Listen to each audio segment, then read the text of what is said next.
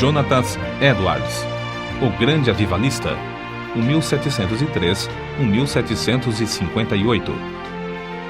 Há 2 séculos, o mundo fala do famoso sermão Pecadores nas mãos de um Deus irado, e dos ouvintes que se agarravam aos bancos pensando que iam cair no fogo eterno.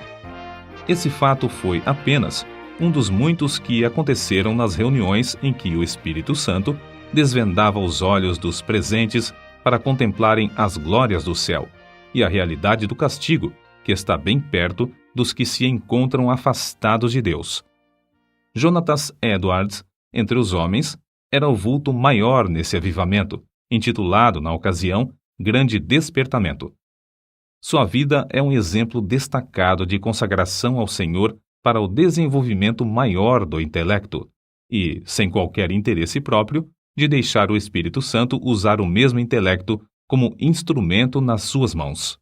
Amava a Deus não somente de coração e alma, mas também de todo o entendimento. Sua mente prodigiosa apoderava-se das verdades mais profundas.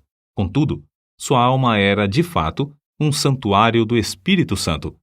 Sob aparente calma exterior, ardia nele o fogo divino, como um vulcão. Os crentes atuais devem a esse herói, graças à sua perseverança em orar e estudar sob a direção do Espírito, a volta às várias doutrinas e práticas da igreja primitiva. Grande foi o fruto da dedicação do lar em que Edwards nasceu e se criou. Seu pai foi o amado pastor de uma só igreja durante um período de 64 anos. Sua piedosa mãe era filha de um pregador que pastoreou uma igreja durante mais de 50 anos. Das 10 irmãs de Jonatas, 4 eram mais velhas do que ele e 6 mais novas. Muitas foram as orações que os pais ofereceram a Deus para que o único e amado filho fosse cheio do Espírito Santo e que se tornasse grande perante o Senhor. Não somente oravam assim, fervorosa e constantemente, mas mostravam-se igualmente zelosos em criá-lo para Deus. As orações, à volta da lareira, os estimularam a se esforçarem, e seus esforços redobrados os motivaram a orar mais fervorosamente. O ensino religioso e permanente resultou em Jonatas conhecer intimamente a Deus, quando ainda criança. Quando Jonatas tinha 7 ou 8 anos, houve um despertamento na igreja de seu pai, e o menino acostumou-se a orar sozinho, 5 vezes, todos os dias, e a chamar outros da sua idade para orarem com ele. Citamos aqui as suas palavras sobre esse assunto. A primeira experiência de que me lembro de sentir no íntimo a delícia de Deus e das coisas divinas foi ao ler as palavras de 1 Timóteo, capítulo 1, versículo 7. Ora, ao Rei dos séculos, imortal e invisível, ao único Deus, seja honra e glória para todo sempre. Amém. Sentia a presença de Deus até arder o coração e abrasar a alma de tal maneira que não sei descrevê-la. Gostava de passar o tempo olhando para a lua e, de dia, contemplar as nuvens e os céus. Passava muito tempo observando a glória de Deus, revelada na natureza, e cantando as minhas contemplações do Criador e Redentor. Antes, me sentia demasiado assombrado ao ver os relâmpagos e ouvir o troar do trovão. Porém, mais tarde, eu me regozijava ao ouvir a majestosa e terrível voz de Deus na trovoada. Antes de completar 13 anos, iniciou seu curso em Yale College, onde, no 2º ano, leu atentamente Ensaios sobre o Entendimento Humano, a famosa obra de Locke. Vê-se, nas suas próprias palavras acerca dessa obra, o grande desenvolvimento intelectual do moço. Achei mais gozo nisso do que o mais ávido avarento em ajuntar grandes quantidades de ouro e prata de tesouros recém-adquiridos. Edwards, antes de completar 17 anos, diplomou-se no Yale College, com as maiores honras. Sempre estudava com esmero, mas também conseguia tempo para meditar na Bíblia diariamente. Depois de diplomar-se, continuou seus estudos em Yale durante 2 anos e foi então separado para o ministério. Foi nessa altura que seu biógrafo escreveu acerca de seu costume de dedicar certos dias para jejuar, orar e examinar-se a si mesmo. Acerca da sua consagração, com a idade de 20 anos, Edwards escreveu: "Dediquei-me solenemente a Deus, e o fiz por escrito, entregando a mim mesmo e tudo o que me pertencia ao Senhor, para não ser mais meu qualquer sentido, para não me comportar como quem tivesse direitos de forma alguma, travando, assim, uma batalha com o mundo, a carne e Satanás, até o fim da vida. Alguém assim se referiu a Jonatas. Sua constante e solene comunhão com Deus, em secreto, fazia com que o rosto dele brilhasse perante o próximo, e sua aparência, semblante, palavras e todo o seu comportamento eram acompanhados de serenidade, gravidade e solenidade. Aos 24 anos, casou-se com Sarah Pierrepont, filha de um pastor, e desse enlace nasceram, como na família do pai de Edwards, 11 filhos. Por ocasião do grande despertamento, ao lado de Jonatas Edwards, estava o nome de Sarah Edwards, sua fiel esposa e ajudadora em tudo. Tal qual seu marido, ela nos serve como exemplo de rara intelectualidade. Profundamente estudiosa, inteiramente entregue ao serviço de Deus, ela era conhecida por sua santa dedicação ao lar, pelo modo de criar seus filhos e pela economia que praticava, movida pelas palavras de Cristo, para que nada se perca. Mas, antes de tudo, tanto ela como seu marido eram conhecidos por suas experiências com a oração. Faz-se menção, destacada, de um período de 3 anos, especialmente, durante o qual, apesar de gozar de perfeita saúde, ficava repetidas vezes sem forças por causa das revelações do céu. A sua vida inteira foi de intenso gozo no Senhor. Jonatas Edwards costumava passar 13 horas todos os dias, estudando e orando. Sua esposa também o acompanhava na oração, diariamente. Depois da última refeição, ele deixava toda a lida a fim de passar 1 hora com a família. Mas que doutrinas a igreja havia esquecido e que Edwards começou a ensinar e a observar de novo com manifestações tão sublimes?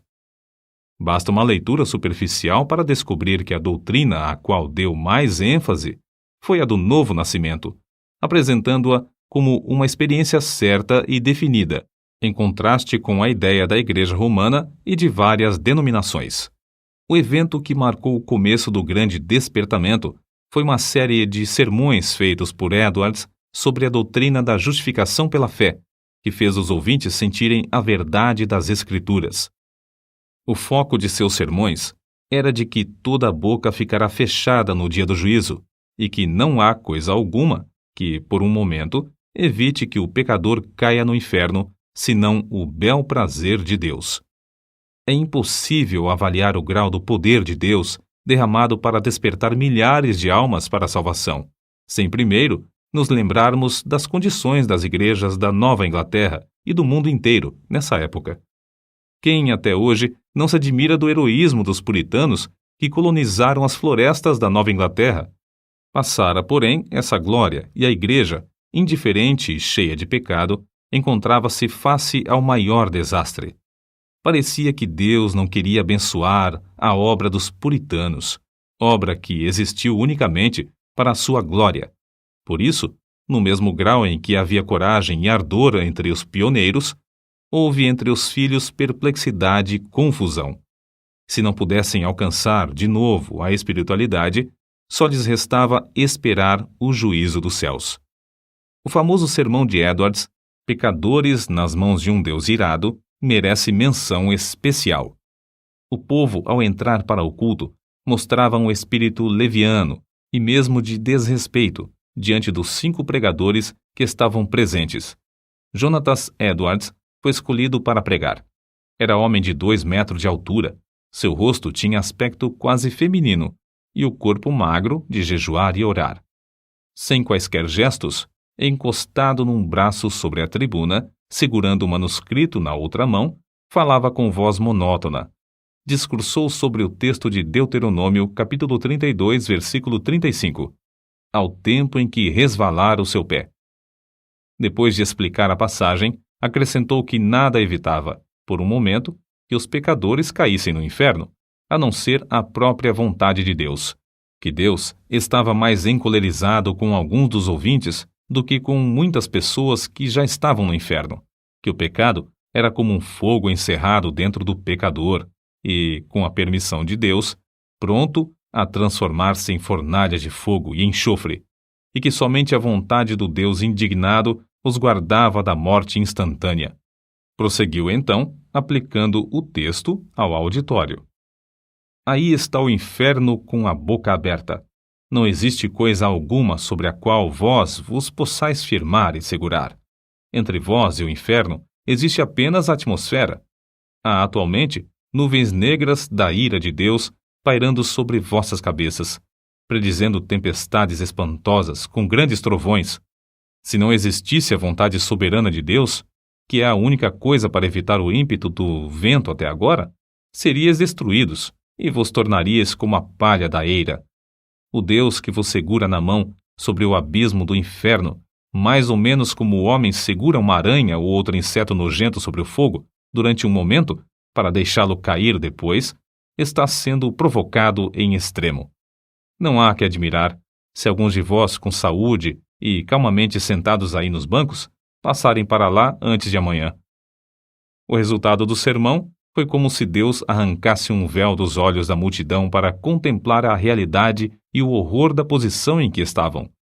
Nessa altura, o sermão foi interrompido pelos gemidos dos homens e os gritos das mulheres. Quase todos ficaram de pé ou caídos no chão.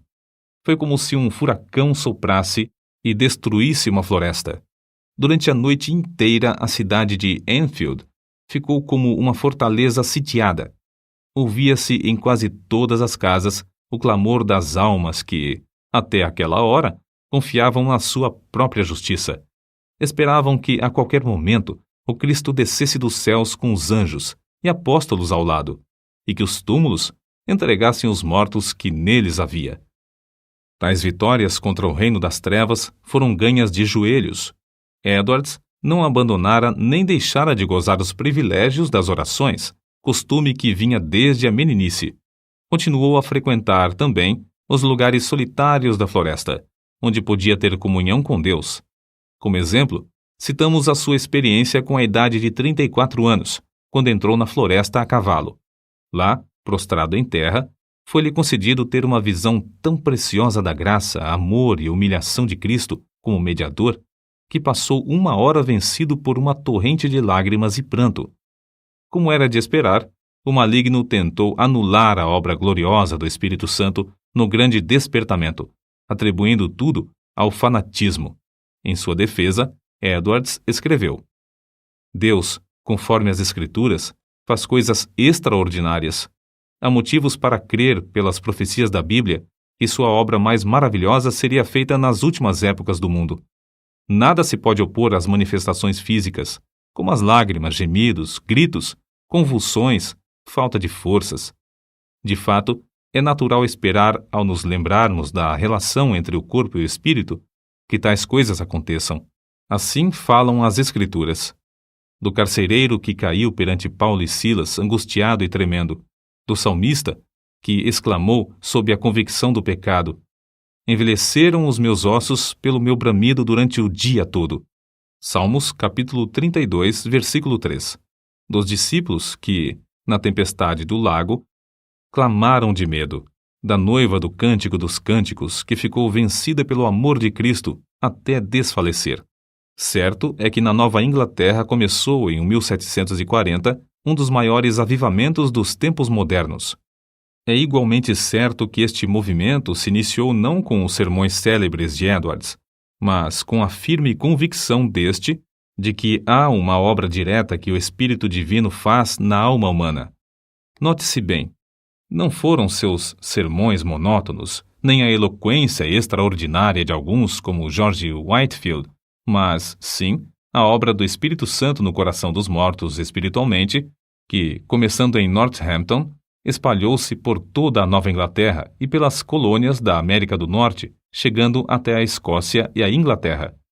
No meio de uma época da maior decadência, a Igreja de Cristo, entre a população escassa da Nova Inglaterra, despertou e foram arrebatadas de 30 a 50 mil almas do inferno, durante um período de 2 a 3 anos. No meio das suas lutas, sem ninguém esperar, a vida de Jonathan Edwards foi tirada da terra. Apareceu a varíola em Princeton, e um hábil médico foi chamado da Filadélfia para inocular os estudantes. O nosso pregador e 2 de suas filhas foram também vacinados.